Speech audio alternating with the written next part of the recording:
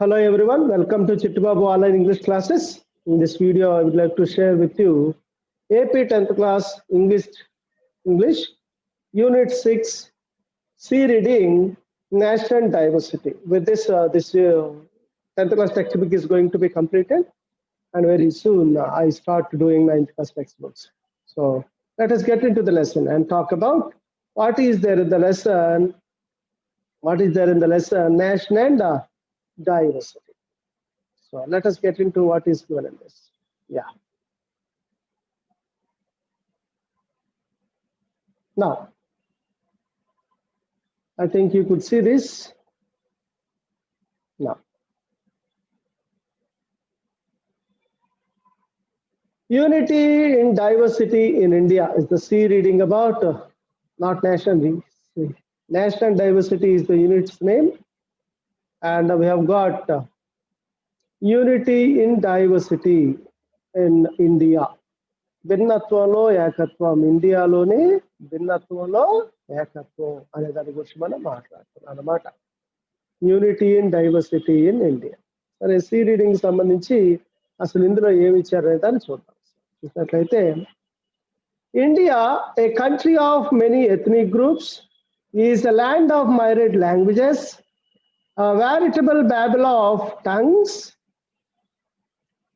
and numerous modes of apparels. ఇది ఇండియాకున్న గొప్పతనం. India is a country of many ethnic groups, అంటే రకరకాల కులాలు మతాలు ఉన్నటువంటి దేశం. Is a land of myriad languages, చాలా రకాల భాషలు కలిగినటువంటి దేశం. A veritable babel of tongues and a numerous modes of apparels, రకరకాల యాసలు మరియు వేషధారణలు కలిగినటువంటి దేశం భారతదేశం. For the most part, the continental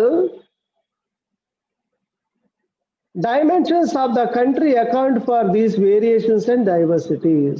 ముఖ్యంగా ఇన్ని రకాల వ్యత్యాసాలకి దీని కాంటినెంటల్ డైమెన్షన్స్, అంటే ఖండానికి ఉండాల్సినటువంటి లక్షణాలన్నీ ఒక కంట్రీలో ఉండడం వల్ల ఈ అన్నిటి కూడాను సాధ్యం అనేది జరిగిందనమాట. Because of these variations are set to be a features of a continent. అందుకని India is also called as subcontinent అని పిలుస్తూ ఉంటాం. బిసైడ్స్, దీంతో పాటుగా there are several religions, sects and beliefs. దీంతో పాటుగా రకరకాల మతాలు నమ్మకాలు కూడా ఉన్నాయి. Several religions, sects and beliefs.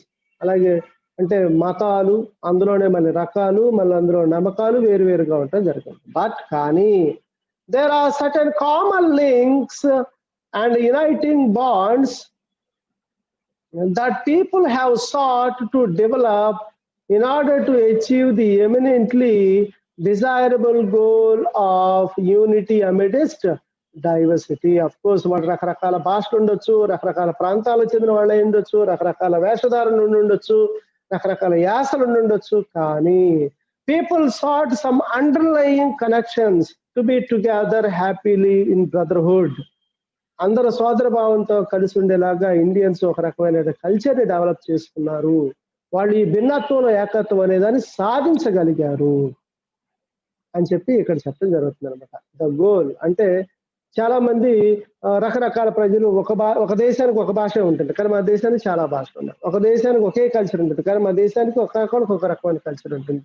అక్కడ అలా రకరకాల ప్రజలు ఉన్నప్పటికీ కూడాను మన అందరం కలిసేటటువంటి ఒక భిన్నత్వం ఏకత్వం అనేదాన్ని సాధించగలిగాము. దీన్ని ఎవరెవరి అభిప్రాయాలు ఎలా ఉన్నాయి ఏంటి అనేది ఇందులో మనం తెలుసుకోబోతున్నాం అనమాట. మొట్టమొదటిగా, it is true that superficial observers are likely to be bewildered by the astonishing variety of Indian life. Superficial observers, light observers అంటే పెద్దగా అబ్జర్వ్ చేయకుండా పైన చూసే వాళ్ళకి superficial observer likely to be bewildered అంటే కన్ఫ్యూజ్డ్. ఈ పై వచ్చి ఇండియన్ లైఫ్ స్టైల్ గమనిద్దాం అని చెప్పి ఊరికి అలా వస్తే కనుక వాళ్ళకి అర్థం కాదు. They will be confused and with the astonishing variety of India. చాలా ఆశ్చర్యకరంగా ఉంటుంది మన life. Because extremely rich people would be there and extremely poor people would be there. There is complete imbalance in the life, but still we stay together to be one nation and one people in the one country. Of course, they fail అంటే ఎవరు ఇక్కడ they అంటే superficial observers. Fail to discover the one in many, the individual and in aggregate, the simple, the composite. అంటే ఇక్కడ they fail అంటే ఇక్కడ superficial observers fail, the individuals ఈ వ్యక్తిగతంగా మనుషులు ఎలా ఉంటారు, అండ్ ఇన్ మెనీ అందరుగా ఎలా ఉంటారు, అండ్ ఇన్ అగ్రిగేట్ ఓవరాల్ గా లైఫ్ ఎలా ఉంటుంది, సింపుల్ అండ్ ద కాంపోజిట్. ఇది ఎంత సంక్లిష్టంగా ఉంటుంది, ఎంత అర్థం చేసుకున్నవాడు చాలా ఈజీగా అనిపిస్తుంది, బట్ అర్థం చేసుకున్నవాడికి చాలా సంక్లిష్టంగా అనిపిస్తుంది అనమాట. So with them the whole is lost in it's parts. ఇక సూపర్ఫిషియల్ అబ్జర్వర్స్ కి ఇక పెద్దగా ఏమన్నారు అర్థం కాదు, ఎందుకు వచ్చిన జీవితంలో ఏంటో బాబా ఎట్లుంది అనుకుంటారు అనమాట. బట్ దీన్ని మనం అర్థం చేసుకోవాలి, ఇండియన్స్ ఎలా బ్రతుకుతున్నారు, ఇంతమంది కులాలు, మతాలు, ప్రాంతాలు, వర్గాలు, ఇన్ని భేదాలు ఉన్నప్పటికీ కూడా వాళ్ళు ఎలా కలుస్తున్నారు అర్థం కావాలంటే what is needed is the superior interpretation, synthesis of power of the mind, and can give rise into vision of the whole. వాళ్ళకి synthesis, they needed superior interpretation. దాన్ని మన జీవితాల్లోకి చొచ్చుకుపోయి ఆలోచించేంత సూక్ష్మ దృష్టి ఉండాలి, అంత బాగా ఎనాలసిస్ చేసి విషయాన్ని అర్థం చేసుకునేటువంటి మనసు ఉండాలి, అంత ఆలోచన కలిగి ఉండాలి. ఇలా ఆలోచన కలిగి వాళ్ళు ఖచ్చితంగా భారతదేశం వీళ్ళందరూ ఎలా కలుస్తుంటున్నారు అనే విషయం వాళ్ళకి అర్థమవుతుంది తప్ప ఊరికే అలా వచ్చేసి ఇండియన్ లైఫ్ ని చూసినంత మాత్రం ఇండియన్స్ ఎలా బ్రతుకుతారు అనేది అంత ఈజీగా తెలిసేటటువంటి అంశం కాదు. వాళ్ళకి చాలా they should have superior interpretation, synthesis of the mind, of the power of the mind, and ఈ రెండు ఉన్నవాడికే could understand what the Indian life style is, how Indians stay together అనే విషయం వాళ్ళకి అర్థం అవుతుంది అనమాట. అలాగే ఇంకా ఎలాంటి వాళ్ళు దీన్ని అర్థం చేసుకోగలుగుతారంటే ఇంకోటి, a keen penetrating insight, a keen penetrating insight, a keen penetrating insight will not fail to recognize the fundamental unity beneath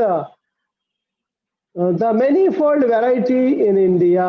A keen penetrating insight, మనలో మమేకమయ్యి మనల్ని గమనించగలిగేటటువంటి ఉన్నట్లయితే the fundamental unity beneath manifold variety of in India, అంటే ఇన్ని రకాల ప్రజలు ఉన్నప్పటికీ కూడాను, ఇన్ని రకాల జాతులు, మతాలు, కులాలు ఉన్నప్పటికీ కూడాను వీళ్ళందరూ ఎలా కలిసి ఉంటున్నారు అనే విషయం ఎప్పుడు తెలుస్తుందంటే when people have that keen penetrating insight, మనలో మెరుపు అయిపోయి మనల్ని గమనించగలిగినటువంటి సూక్ష్మ దృష్టి కలిగిన వాడికి మనం అర్థం అవుతాం. అప్పుడే దే కుడ్ రికగ్నైజ్, అంటే వాళ్ళు అర్థం చేసుకోగలుగుతారు ఓకేనా, the fundamental unity beneath manifold diversity, అసలు మన ఫండమెంటల్ గా ఎలా కలిసి ఉంటున్నాం అనే విషయం వాళ్ళకి అర్థమవుతుంది. The diversity itself, far from being a damaging cause of disunity and weakness, is a fertile source of strength and wealth to India. అని ఉద్దేశం అనమాట. అంటే the diversity itself is far from being a damaging cause and because of disunity. ఇలా రకరకాల వ్యక్తులు ఉండటం, ఒకే రకమైన అయితే అందరూ యూనిటీగా ఉంటారు, పని చేసుకుంటారు, కానీ ఇలా వేరు వేరు రకాలుగా ఉండటం వల్ల వీళ్ళందరూ డిస్యూనిటీ వచ్చేస్తుంది, ప్రజల్లో యూనిటీ ఉండదు అనేది అందరూ అనుకునేటువంటి విషయం. కానీ అందరూ వీక్నెస్ గా భావించేదే మన దేశానికి ఏమైంది, it's a fertile source of strength and wealth, మన బలంగాను మన ఆస్తిగాను అది మారిందన్నమాట.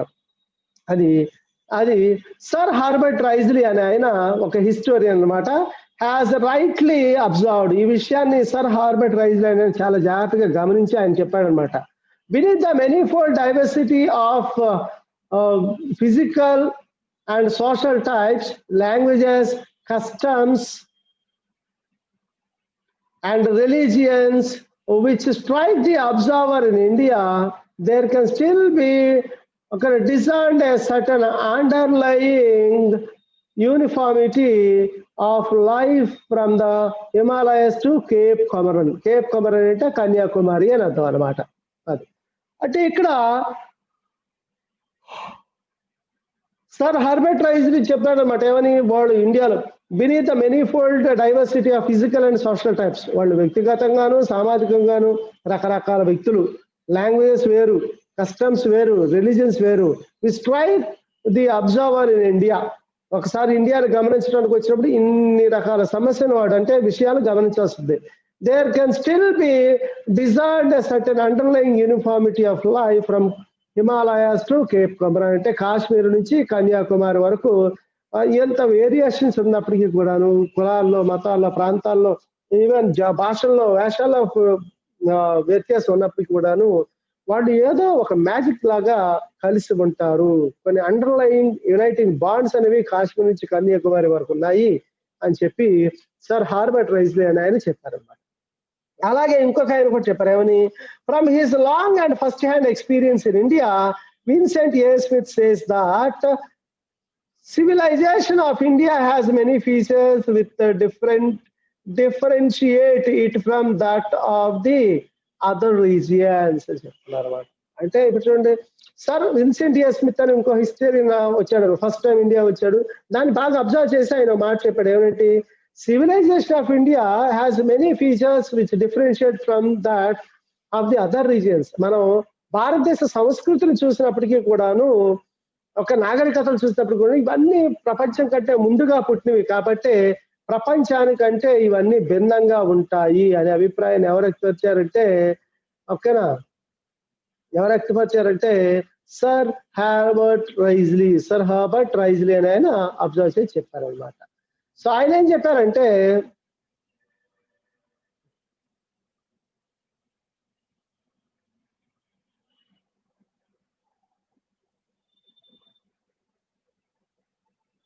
సర్ హార్బర్ట్ రైజ్లీ అని ఆయన ఏం చెప్పారనేది ఇంకా చూద్దాం.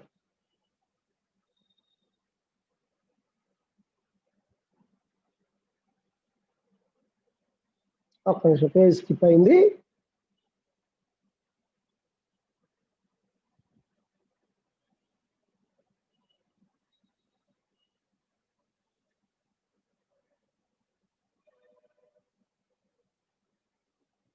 ఏంటి చెప్తుందబ్బా, 1 second.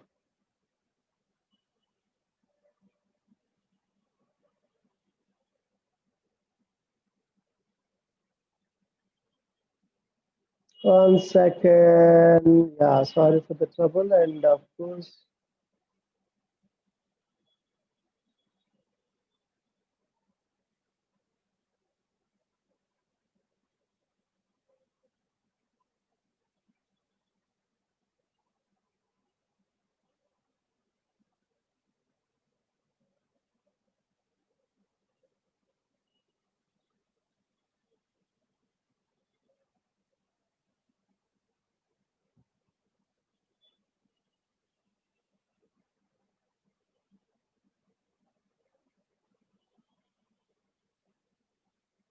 yeah. So unity and diversity in India, దాని గురించి మనం ఇప్పుడు మాట్లాడుతున్నాం అనమాట.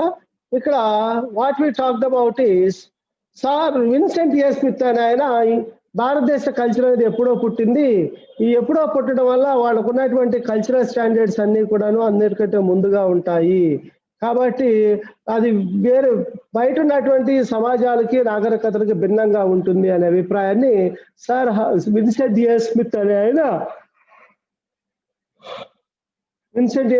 ఆయన తెలియజేశారు అని చెప్పి ఇక్కడ మనం తెలుసుకున్నామట. Of the world it make it different from the world అని. So while they are common in the whole country in degree and sufficient to justify its treatment as a unity in history of human social and intellectual development. ఒకసారి చూసినట్లయితే while they are common in the whole country, వాళ్ళు రకరకాల కులాలు, మతాలు, ప్రాంతాలు, వర్గాలు, విభేదాలు ఉన్నప్పటికీ కూడా దేశంగా వాళ్ళందరూ ఒకటే కలిసి ఉంటారు. In degree in sufficient justify it's treatment as a unity in history of India. అంటే వాళ్ళు కొంచెం హెచ్చుతగ్గులు అటు ఇటు ఉన్నప్పటికీ కూడా అందరూ కలిసే ఉంటారు. కలిసి యూనిటీ ఇన్ డైవర్సిటీ అనే ఒక లక్షణాన్ని దాన్ని సంపాదించగలిగారు అని చెప్తున్నారు అనమాట. సో సోషల్ ఇక్కడ unity of human, social and intellectual development, ఇవన్నీ దాదాపుగా ఒకేలాగా ఉండి దేశాన్ని ముందుకు నడిపించేలాగా ఉంటాయి అని చెప్పి ఎవరు చెప్పారంటే ఈ విషయము విన్సెంట్ ఏ స్మిత్ అనే ఆయన అభిప్రాయపడ్డారు. అంటే విన్సెంట్ ఏ స్మిత్ అని ఏం చెప్తున్నారంటే, భారతదేశం కల్చర్ అనేది అన్ని దేశాల కంటే ముందుగా వచ్చింది సివిలైజేషన్స్ కంటే, అందుకనే అది అన్నిటికంటే ఒక మెట్టు ముందు ఉంటుంది అన్ని కల్చర్స్ కంటే. కాబట్టి వాళ్ళకి human relations, social intellectual development ఇవన్నీ ఫార్ అందరికంటే ముందు జరిగాయి కాబట్టి they are able to stay together అనే అభిప్రాయాన్ని విన్సెంట్ ఏ స్మిత్ చెప్పారు. అంతకుముందు ఆయన ఏం చెప్పారు, సర్ హార్బర్ట్ రైజ్లీ అని ఆయన, వాళ్ళు కేప్ కమరన్ టు కన్యాకుమారి వరకు అండర్లైన్ యునైటింగ్ బాండ్స్ ఉంటాయి అని చెప్పే విషయాన్ని సర్ హార్బర్ట్ రైజ్లీ చెప్పాడు అనమాట. ఈవెన్ ఇంకోటి, the early Indian history unmistakably shows that the political consciousness of the people has from the very early times grasped the whole India as a unit and assimilated the entire area, the theater of its activities అని చెప్పారు. తర్వాత even early Indian హిస్టరీని కనుక చూస్తే unmistakable, ఎలాంటి పొరపాటు లేకుండా, shows that the political consciousness of the people has from the very early times, అంటే ప్రజలకు కూడా రాజకీయ అవగాహన అనేది ఎప్పటి నుంచో ఉన్నది, ఇప్పుడు వచ్చింది కాదు, ప్రపంచానికంటే ముందే ఉందన్నమాట. అలాగే కొంతమంది రూలర్స్ దేశం మొత్తాన్ని కలిపి రూల్ చేయటం,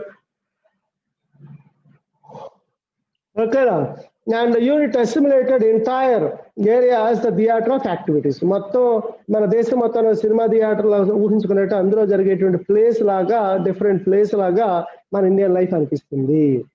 and India is not a mere geographical expression. India అంటే ఇన్ని ఎకరాల కిలోమీటర్ల దూరంలో, ఇన్ని హెక్టార్ల కిలోమీటర్ల విస్తరించి ఉంది, లేదా ఇన్ని వేల కిలోమీటర్ల మధ్యలో ఉంది, ఇది కాదు.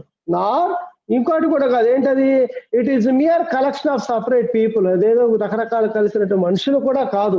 India is different. ఏంటది, traditions and conventions. India is much more than films, much more than this. The best proof lies in the fact that Indian history has quickened into life అని చెప్తున్నారు అన్నమాట. అంటే ఇక్కడ గుర్తుపెట్టుకోవాల్సింది ఏంటంటే, ట్రెడిషన్స్ కానీ, conventions అంటే నమ్మకాలు కానీ, India is not mere collection of people, అంటే ఇంతమంది జనాభా ఉన్నారు మధ్యలో, ఇదే కాదు, లేదా ఇన్ని కిలోమీటర్ల మధ్యలో ఉంది, ఇదే కాదు, ఇంకా ప్రజలు ఉన్నారు. ఇక్కడ గుర్తుపెట్టుకోవాల్సింది ఏంటంటే, ఇవన్నీ ఎలా జరిగాయంటే, ప్రపంచంలో అన్ని దేశాల కంటే నాగరికత అనేది మొట్టమొదటిగా ఇక్కడే పుట్టింది, మనిషి జీవితం ఇక్కడే ప్రారంభమైంది. కాబట్టే ఇండియన్స్ అనేవాళ్ళు మొట్టమొదటి నుంచి కలిసి ఉండగలుగుతున్నారు అని చెప్పే అభిప్రాయాన్ని విన్సెంట్ ఏ స్మిత్ చెప్పడం జరిగింది అనమాట. ఆ తర్వాత చూసినట్లయితే, India has many races, caste, sub caste, nationalities and a common communities, nationalities and communities, but the heart of India is one. The heart of India అంటే ఇండియన్స్ యొక్క హార్ట్ ఈజ్ వన్ అని చెప్పారు, కానీ ఒక్కటే అని చెప్తున్నారు. అంటే ఇండియా హ్యాస్ మెనీ రకరకాల కులాలు, మతాలు, ప్రాంతాలు, వర్గాలు, ఈవెన్ నేషనాలిటీస్ కూడా ఉన్నాయి చాలా వరకు. ఈ ఉన్నటువంటి నేషనాలిటీస్ అయినప్పటికీ కూడా, ఇన్ని రకాల ప్రజలు అయినప్పటికీ కూడా, మనసు మాత్రం వాళ్ళది ఒకటే ఆలోచిస్తుంది. అంటే ఇండియన్స్ యొక్క మనసు మాత్రం ఒకటే ఆలోచిస్తుంది, వాళ్ళందరూ మనసు ఒకటే, బయటకు మాత్రం వేరువేరుగా కనిపిస్తారు అని చెప్తున్నారు అన్నమాట. తర్వాత, we are all heirs of common and rich culture. Our cultural heritage consists of our art and literature. They flourished centuries ago. Our cultural heritage serves as a bond of unity between people of different faiths and creeds అని చెప్తున్నారు. అంటే ఇక్కడ చూడండి, India has many races, రకరకాల మతాలు, కులాలు ఉన్నాయి, nationalities, communities ఉన్నాయి, but heart of India is one అన్నాం. వీఆర్ ఆల్ హెయిర్స్ అంటే వారసులు మనందరం. కామన్ రిచ్ కల్చర్, మనకున్నటువంటి వారసత్వ సంపదకు మనం అందరం వారసులం. Our culture heritage consist of art and ఒక లిటరేచర్, మనకున్నటువంటి లిటరేచర్ గ్రంథాలు కానీ, ఆర్ట్, స్కల్ప్చర్ లాంటివి మన కళకి, మన హస్తకళకి గుర్తులు. ద ఫ్లరిష్డ్ సెంచరీస్ అగో, ప్రపంచానికంటే ముందు కొన్ని వందల సంవత్సరాల క్రితం, శతాబ్దాల క్రితం అవి ఉన్నాయి. Our cultural heritage serves as a bond of unity between people. మన కల్చర్ ఎప్పుడు ప్రజలందరూ కలిసి ఉండేలాగా చేసేటట్టు కల్చర్ గా గుర్తింపు పొందింది. And even though we have different faiths and creeds, రకరకాల కులాలు, మతాలకు సంబంధించిన వాళ్ళు అయినప్పటికీ కూడాను వాళ్ళు కలిసే ఉంటారు అని చెప్పడం జరిగింది అనమాట. ఇక్కడ the streams of different cultures have flowed into our subcontinent to make us what we are and what we would be, what we will be. And there were Dravidians in India before the coming of Aryans and the Himalayans, the Hinduism is a blend of the countries of south and north and south అని చెప్తున్నారు అన్నమాట. So the streams of different cultures have flowed into the subcontinent. మన Indian sub continent లో రకరకాల విదేశీ రాజులు వచ్చారు, పరిపాలించారు, వాళ్ళని ఇబ్బంది పెట్టారు, వాళ్ళ కల్చర్ని వచ్చి మన దగ్గర వదిలేశారు. ఇలా ఎన్ని రకాల కల్చర్లు వచ్చి పోయినప్పటికీ కూడాను మన కల్చర్ అలాగే నిలబడి ఉంది. And we are and that history will tell us what we are and how we are going to live together. అంటే what we are and what we will be. మనం ఎలా ఉన్నాం ఇప్పుడు, ఫ్యూచర్ లో ఎలా ఉంటాం అనేది మన కల్చరే మనకు తెలియజేస్తుంది. అందు ఆరియన్స్ రావడానికంటే ముందు ద్రావిడియన్స్ ఉండేవాళ్ళు. ద్రవిడియన్స్ తర్వాత హిందువులు వచ్చిన తర్వాతే, హిందువులు అంటే అటు నార్త్ సైడ్ నుంచి వచ్చిన వాళ్ళే, నార్త్ ఇండియా అని కాదు, అటు పర్షియా, మంగోలియా అలాంటి దేశాల నుంచి వచ్చినటువంటి వాళ్ళు అందరూ కూడాను. అందుకనే వాళ్ళు వచ్చి వాళ్ళ కల్చర్ మన కల్చర్ కలిసిపోయి కొత్తగా హిందూయిజం అనే ఒక కల్చర్ ఏర్పడింది. ఈ హిందూయిజం అనేటువంటి కల్చరు దేనికి, ఈ south America, north and south అమెరికాలో జరిగేటువంటి వాటి గురించి కలిసి, ఆ రెండు కలిసి కొత్త మతం అనేది ఏర్పడింది. అప్పట్లో హిందూయిజం అనేది స్ట్రైట్ వెళ్ళలేదు. శైవ భక్తులు, వైష్ణవులు అని హిందూ దేవుళ్ళ మీదే రకరకాలు ఉండేవాళ్ళు, వాళ్ళకి పడేది కాదు. బట్ అయినప్పటికీ కూడాను వీళ్ళు వచ్చిన తర్వాత ఆ ఇండస్ట్రీస్ కూడా కొంత బెనిఫిట్ అయింది. కాబట్టి నార్త్ నుంచి వచ్చిన ఆరియన్స్ అండ్ ఇక్కడ ఆల్రెడీ సౌత్ లో ఉన్నటువంటి ద్రవిడియన్స్ రెండు కల్చర్లు కలిసి హిందూయిజం అనేది పుట్టింది అని చెప్పి ఇక్కడ అభిప్రాయపడడం జరిగింది అన్నమాట. తర్వాత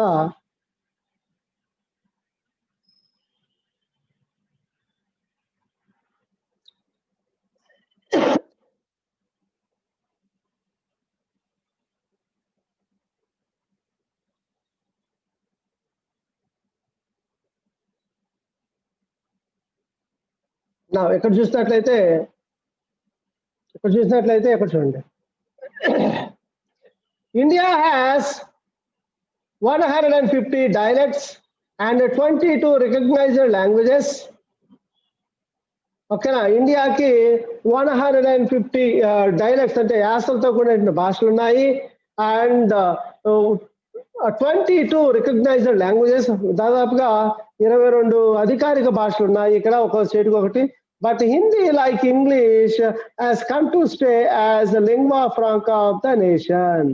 ఓకే, మన నేషన్ కి అంటే మన దేశానికి హిందీ అనేది ఒక నేషనల్ లాంగ్వేజ్ లాగా, అంటే నేషనల్ లాంగ్వేజ్ అంటే కాదు, లింక్ లాంగ్వేజ్, లింగ్వా ఫ్రాంకా అంటే లింక్ లాంగ్వేజ్ లాగా ఉపయోగపడటం అనేది జరిగింది అని చెప్తున్నమాట.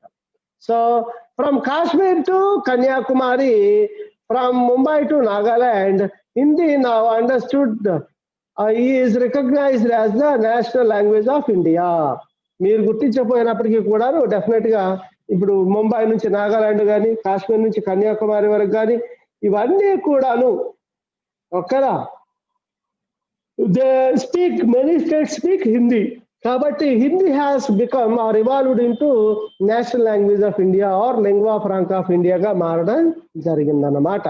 అది మొత్తానికి అలా మరుడు అవడం జరిగింది అని చెప్పడం జరుగుతుంది అనమాట. ఇకపోతే నెక్స్ట్ ఇది తీసేసిన తర్వాత ఓకేనా.